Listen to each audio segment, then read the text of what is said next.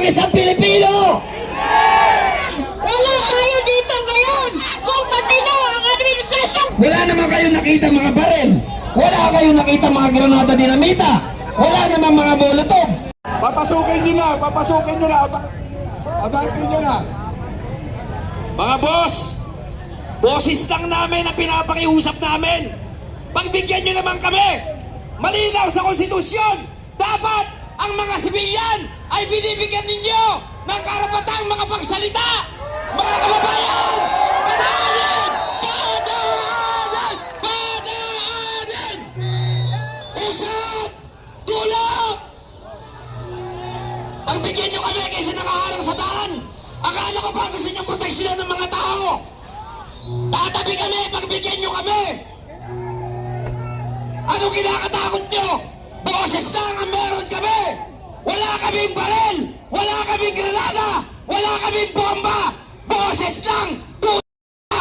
Padaanin nyo kami! Abante! Kala ko ba pinapatabi niyo yung mga tao? Ngayon, papasok kami doon para tumabi kami. Ba't ayaw nyo kami pagbigyan? Samantalang itong mga p***ang magnanakaw, hindi nyo mahuli-huli.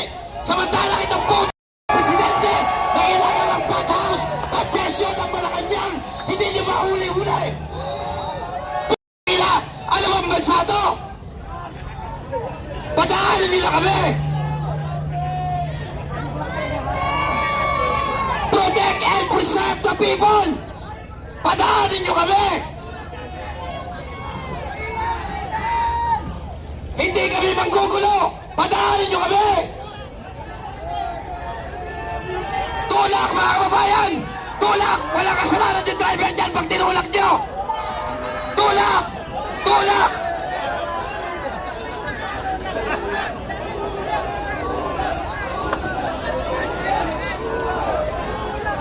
Tulak mga kababayan. Dito tayo lahat sa likod. Tulak.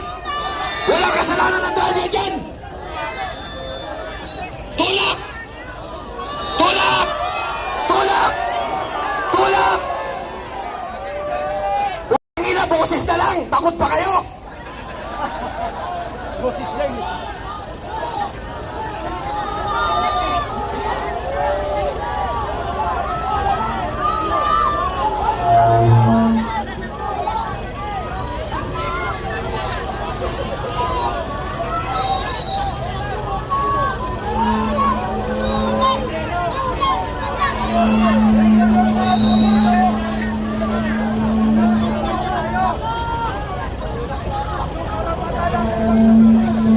Baka sir, ano ba ang problema? Alam naming pagod na kayo. Pagod na rin ang taong bayan. Bakit boses man lang? Pinagkakait nyo ba? Tinakawan na nga kami. Nakita naman ninyo. Pinagparti-partihan ang pera ng taong bayan. Inilagay sa maleta, itinratong parang basura.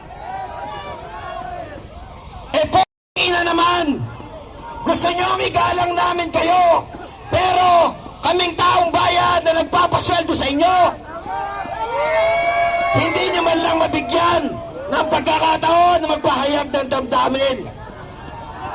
Anong klaseng bansa ba tayo? Baka nalilimutan ninyo ang sinumpaan ninyong salaysay.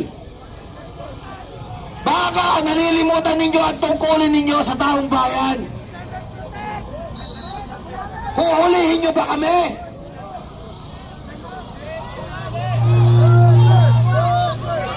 Mga kababayan, papayag pa ba tayong inaapi? Papayag pa ba tayong ginaganito? Ang mga pulis na pinapasahod natin ay siyang nanggigipit sa atin. Papayag kayo?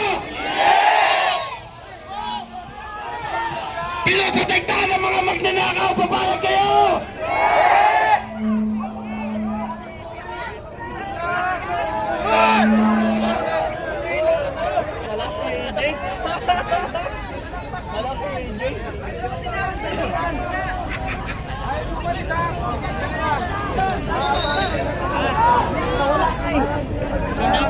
Sinabi pa kami nun, no? Nakakahiya naman ang mga kapulisan. Ang gaganda ng inyong mga uniforme at nagkikintaban ng inyong mga estrella. Pero yung taong bayan ngayon na nakikiusap ng susumamo, na nagbibigay ng habag sa inyong pamilya, ayaw niyong padaanin. Pinoproteksyonan ninyo ang mga buhaya sa gobyerno. Mahiya naman kayo. Naiintindihan namin ang chain of command. Pero taong bayan na nasa harapan nyo ngayon, ang bread and butter ng ating gobyerno. Kailan ba kayo mamumulat? Hindi naman kami manggugulo. Papayag ba tayong ganito? Kanina pa tayo dito. Bakit hindi umuusad?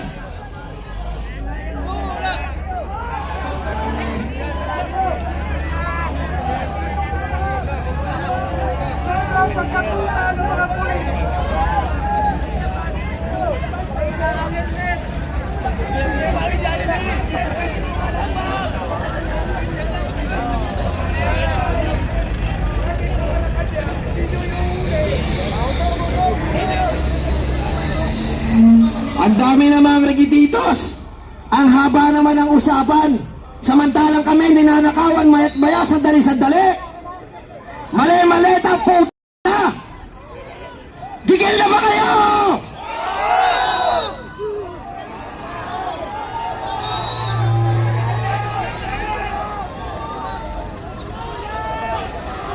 Paano kami tatabi?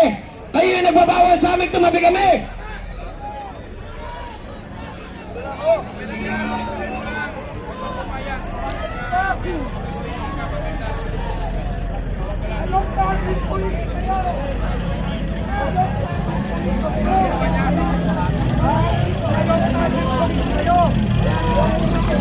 O, sabay-sabay tulak. 1, 2, 3. Tama na yung usapan sa harap.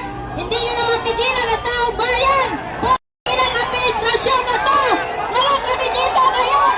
Kung wala din ang administrasyon, bangag! Bangag! Bangag! Bangag! Bangag! Bangag! Bangag! Bangag! Bangag! Bangag! Bangag! Wala tayo dito ngayon. Kung matino ang administrasyon, bangag! Bangag! Bangag! Bangag! Kaya tayo nandito ngayon. Dahil sa administrasyon, bangag! Bangag! Bangag! Tulak! Tulak! Tulak! Tulak! Tulak! Tulak! Kasama natin ang Panginoon! Oh, lenzol na lang ang katapat sa mga taong bangag! Mamatay na! Mamatay na ang mamatay! Maglenzol na para sabay-sabay nang mamatay ang mga bangag! Handa kaming mamatay nang dahil sa bayan natin! Handa kaming mamatay sa bayan natin, Pilipinas! Patayan ang mga bangag! Magnanakaw! Magnanakaw! Magnanakaw!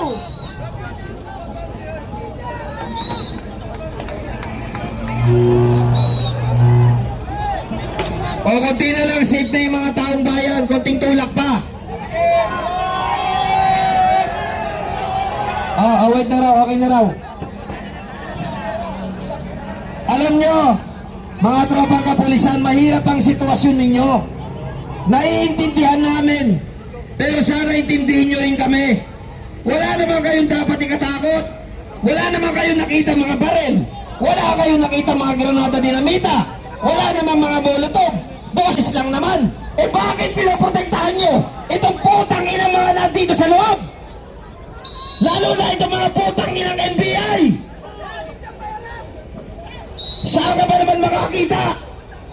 NBI Director, mga aresto kasama si Bian, si Trillanes. Anong klase kahayupan yan?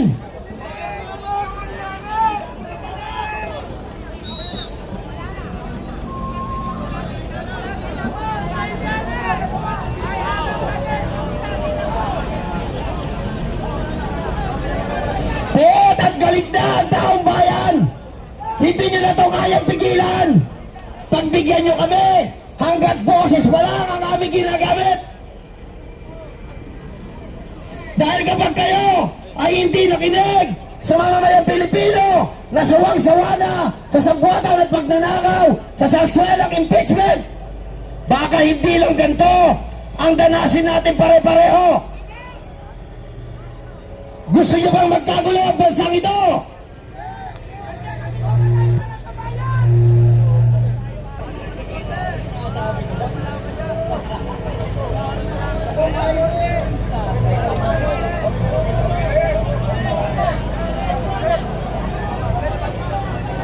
Salamat naman. Salamat naman dahil sa pangungulit ng bread and butter ng bansang ito, mamamayang Pilipino, ay napilit natin na itulak ang sasakyan. Ito na nga lang yung ang tanging sandata namin. Boses, boses, at walang katapusang boses. Pipigilan pa. Papayag pa ba tayo sa nangyayari sa bansa? Papayag ba tayo? Natukutin na naman ng isang Pilipino. Papayag ba tayo? Na traidorin na naman ng gobyernong ito sa Senador Bato de la Rosa.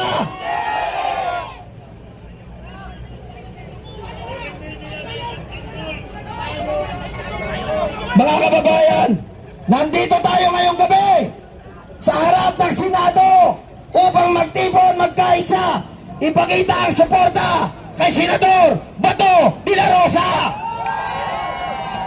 Hindi bilang isang politiko, kung hindi bilang isang Pilipino, sapagkat bawat may isang mamamayan na binigyan ng mandato na bababuyin, lahat tayo ganun din ang gagawin. Papayag ba kayong arestuin at ikulong na walang kaso?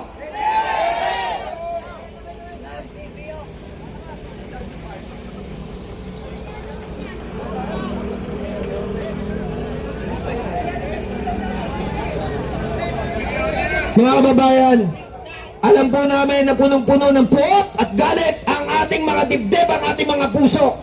Pero ang pakiusap lamang natin, panatiliin po nating payapa ang gabing ito. Huwag tayong mananakit ng mga kapulisan. Maghayag lamang tayo ng ating mga damdamin sapagkat hindi manggagaling sa atin ang kaguluhan. Tayo ang tatapos sa mga magnanakaw. Ngunit gagawin natin ito sa nagkakaisang boses na ito ay naayon sa konstitusyon. Tayo ay malayang mamamayag. Mabuhay ang Pilipinas! Mabuhay ang ordinary!